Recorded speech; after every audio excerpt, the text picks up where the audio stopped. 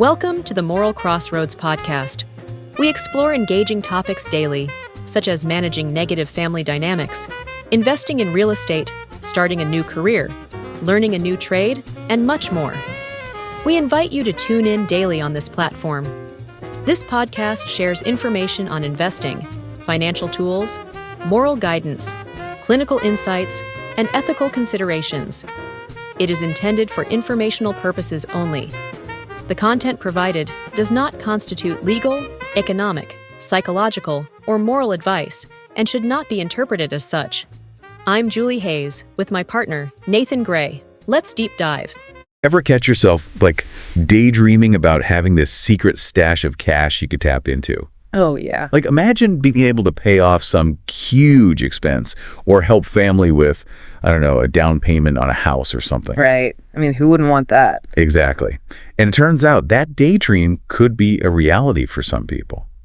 We're diving into the world of life insurance today. Yeah, specifically how to potentially unlock some of the cash that might be hiding in your policy. Because, believe it or not, your life insurance policy could be more than just a safety net for your loved ones. It's true. There are actually ways to potentially access some of those funds while you're still alive. All right, so full disclosure, we've got a pretty hefty stack of articles here from, Livestrong, Investopedia, JP Morgan, Trivent, and NerdWallet. We did our homework on this one. We did, and they cover a lot of ground, from the basics all the way to some, I'm not going to lie, pretty complex strategies. It gets pretty deep. But before we get too far down the rabbit hole, we should probably throw out the disclaimer that we are not financial advisors. Definitely not. This is not financial advice. Think of this deep dive as, a crash course to get the conversation started. Exactly. It's all about arming you with information so you can ask the right questions and make the best choices for your own situation. Love it.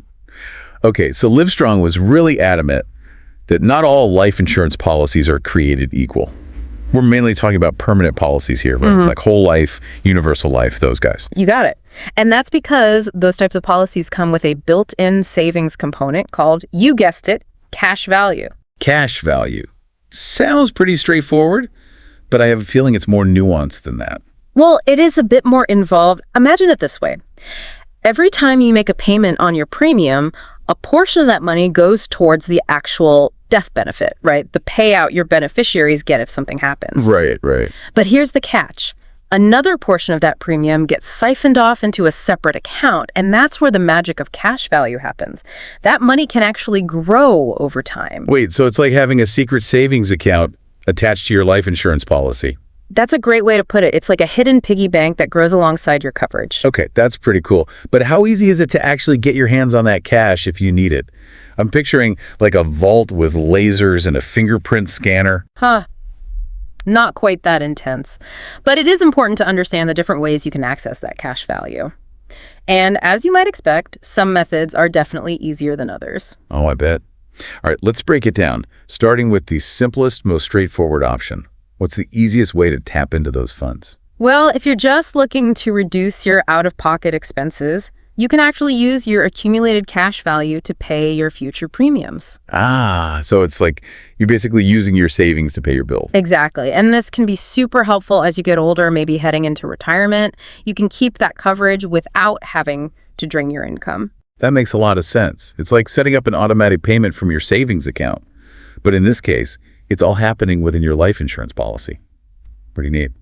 But what if you need a larger chunk of change? Like for a down payment on a house or something unexpected like medical bills. That's where loans come into play. And a lot of our sources, including Investopedia, NerdWallet, and JP Morgan, talk about how you can actually borrow against your policy. So wait, you can take out a loan from yourself using your own life insurance as collateral? That's the gist of it. And here's where it gets really interesting. These loans often come with lower interest rates than what you'd find at a traditional bank. Wait, really? Why would the interest rates be lower? It seems like it should be the other way around. It all comes down to risk. With a cash value loan, you're essentially borrowing from yourself, using your own money as collateral. So for the insurer, it's a much less risky proposition. That makes sense. Less risk, lower interest rates. Got it. But are there any downsides to taking out a loan against your life insurance policy. There's always a catch, right? You're right to be cautious. It's not completely risk-free. The main thing to remember is that if you have an outstanding loan balance and something were to happen to you, Right. that unpaid balance gets deducted from the death benefit. So your beneficiaries would receive a smaller payout. So it's really important to weigh the immediate need for that cash against the potential impact on your beneficiaries down the road. It's about finding the right balance for your situation. On 100%. And it's a conversation to have with your family, for sure. Now, what if someone wants to just cash out completely? Like, they're done with the policy, they just want to access all those funds. Yeah. What happens then? That's where we get into withdrawals and surrenders. With withdrawals, you can usually take out an amount equal to what you've paid in premiums without owing any taxes. It's like getting your original contributions back. Okay, that makes sense. Yeah. You're basically just recouping your initial investment. But why is that part tax-free? I mean, it's still money, right? Right, but the IRS sees it differently. Think of it like when you sell a stock for a profit. You're only taxed on the gains, not the original amount you put in. Right. So in this case, the premiums you paid in are considered your cost basis. So withdrawing up to that amount is basically like getting your original investment back. Okay, that actually makes a lot of sense. So withdrawals up to your premium payments are tax-free. Got it. But what happens if you want to withdraw more than that? Like if you want to tap into those sweet investment gains? Well, anything beyond your basis, meaning any growth in your cash value, is considered taxable income. And similar to loans, withdrawals also reduce your death benefit. So there's that trade-off again. Exactly. It's all about finding the balance that works best for you. Got it. So withdrawals might be a good option for accessing smaller amounts, but maybe not ideal if you need a massive amount of cash or if you are relying on that death benefit to be at its maximum. You're catching on quickly. Now, if you're looking to completely cash out of your policy, you essentially have two main options: surrendering your policy or selling it. Okay, let's unpack those. What does surrendering your policy entail? Investopedia made it sound pretty simple. It can be, in theory. You're basically going back to the insurance company and saying, hey, I'm done, I want my money back. And they cut you a check for what's called the cash surrender value. Cash surrender value, got it. Sounds straightforward enough, but there's always a but, isn't there? Oh, you know me too well. There are often surrender fees, especially if you surrender the policy early on. It's like a penalty for breaking your contract. And once you surrender, your coverage is gone completely. So surrendering your policy is kind of a last resort, especially with those potential fees.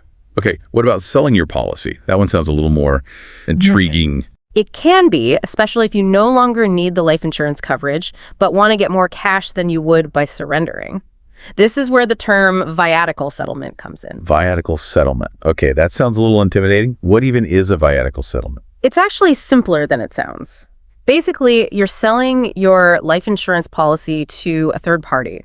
Could be a company, an investor, someone who's in the business of buying these things. So you're selling your policy on the secondary market, like it's a used car or something. Kind of. And the amount you get is usually higher than the cash surrender value, but less than the full death benefit. Okay. And who would want to buy a life insurance policy? It's more common than you think, especially with older folks or those who might be facing some health challenges. Investors are essentially hoping to make a return on their investment when, Oh, I know. Right. Right. When the inevitable happens and they receive the death benefit. It's a little morbid when you think about it that way. It definitely is. But it can be a way for someone to access cash that they might desperately need while they're still alive. So are viatical settlements a good deal then? It really depends. It can be a good option for some, but there are a lot of factors to consider. Things like your age, your health, the specific terms of our policy. You don't want to jump into something like this without doing your research. Definitely not. This is all way more nuanced than I realized. So just to recap, we've covered a range of options for accessing cash value, using it for premiums, taking out loans, withdrawals, even surrendering or selling your policy. But it seems like with each option, there are some serious things to consider before you make a move. 100%. There's no one-size-fits-all answer here. It all depends on your individual circumstances, your goals, and your risk tolerance. Right, because what works for one person might be a terrible idea for another. Exactly. But before we jump into those scenarios, why don't we take a quick break to let all of this information sink in? Sounds like a plan. We'll be back in a flash to talk about the pros and cons of turning your life insurance into cash, when it makes sense, and when it might be best to steer clear. Don't go anywhere. The Moral Crossroads podcast is now on YouTube. Join the hosts as they tackle the critical issues that matter to you. Discover effective strategies for managing family dynamics, making intelligent investments, and carving your path in today's ever-changing world.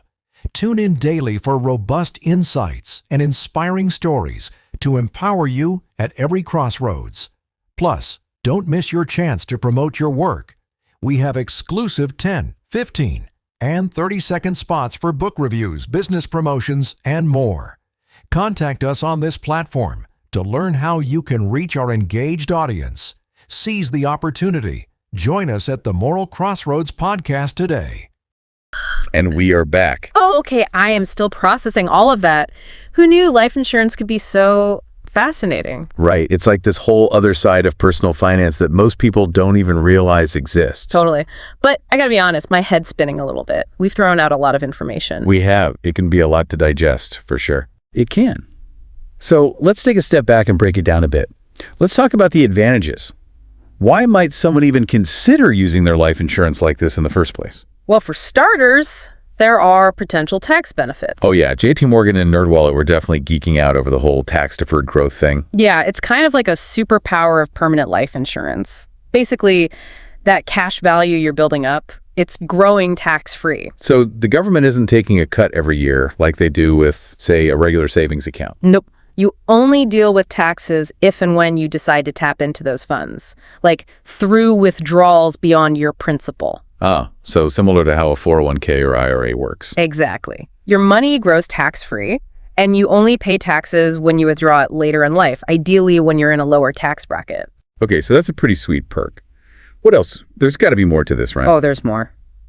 One of the biggest advantages, especially if you're someone who might need access to cash quickly, is how easy it is to get a loan against your policy. Oh, right. We talked about that. The whole borrow from yourself thing. Exactly. And unlike traditional loans where you have to jump through hoops, with a cash value loan, there's usually no credit check required. You're not technically taking on new debt. You're just tapping into the funds you've already built up. And to top it off, Thrivebit mentioned that the interest rates on these loans are often lower than what you'd find at a bank. It's true. They can be surprisingly competitive. Wow, okay. So to recap, we've got potential tax advantages and easy access to loans, potentially with lower interest rates. This is sounding better and better, but I know there's got to be downside here. Well, you know what they say, if it sounds too good to be true. It probably is. Exactly. And in this case, one of the biggest drawbacks is the potential impact on your death benefit. Right. The whole reason people get life insurance in the first place is to make sure their loved ones are taken care of. Exactly.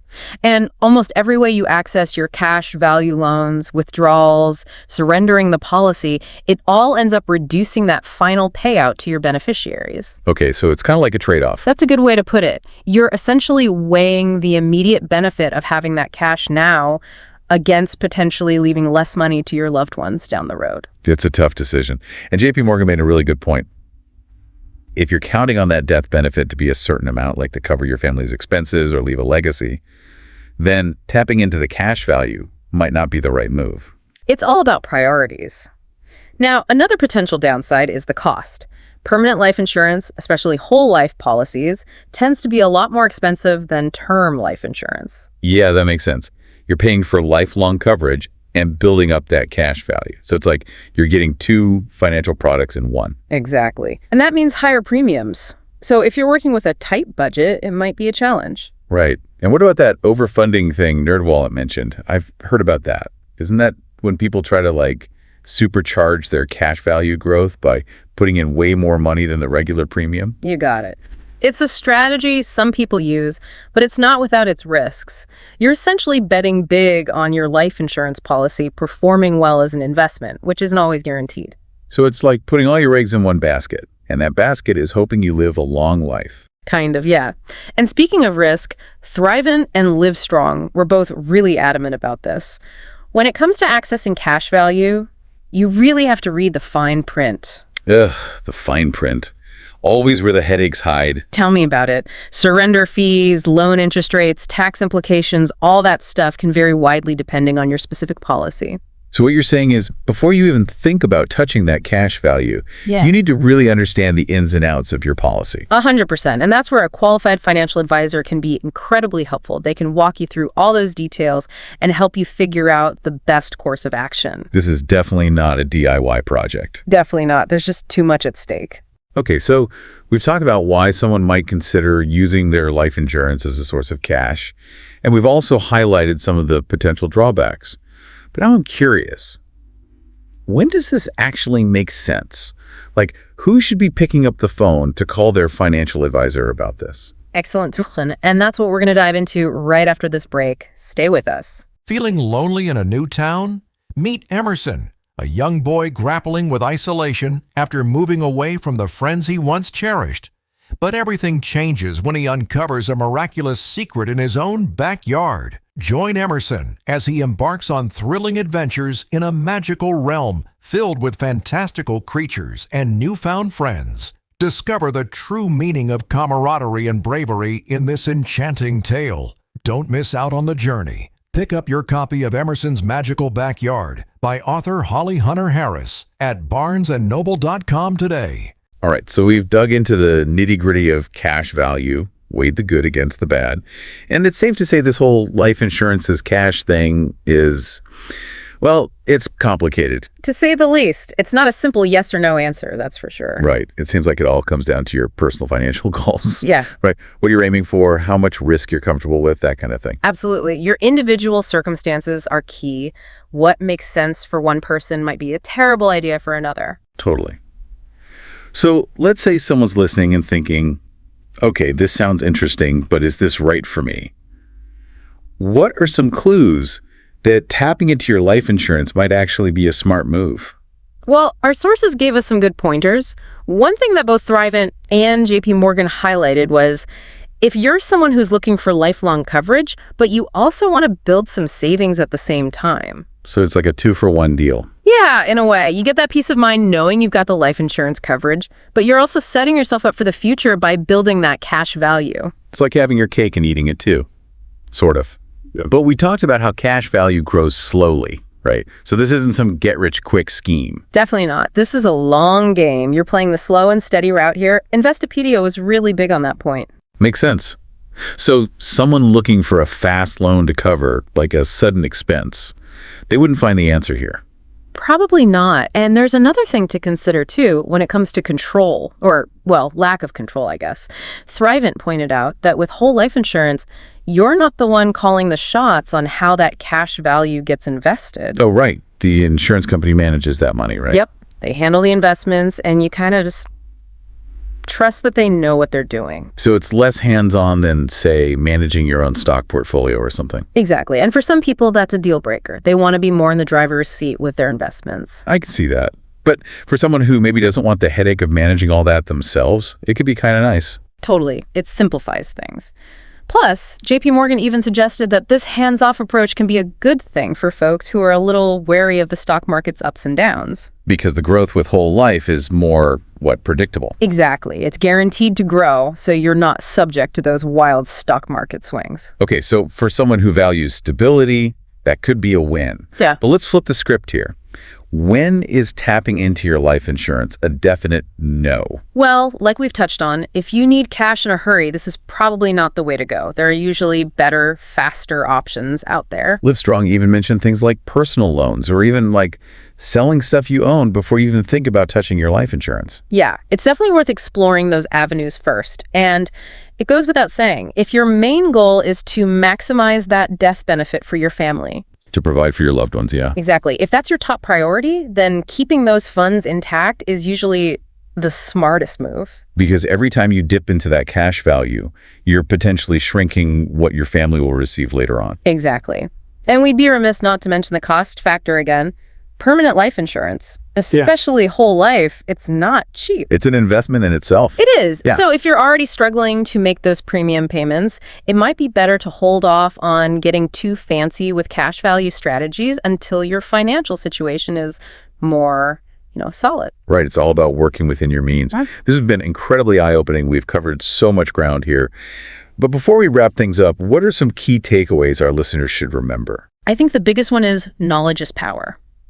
I hope this deep dive has given everyone a good foundation to start asking the right questions. Because at the end of the day, this is something you should really be discussing with a financial advisor. 100%. They Yep. can help you figure out if this is even a path you should be considering. Right.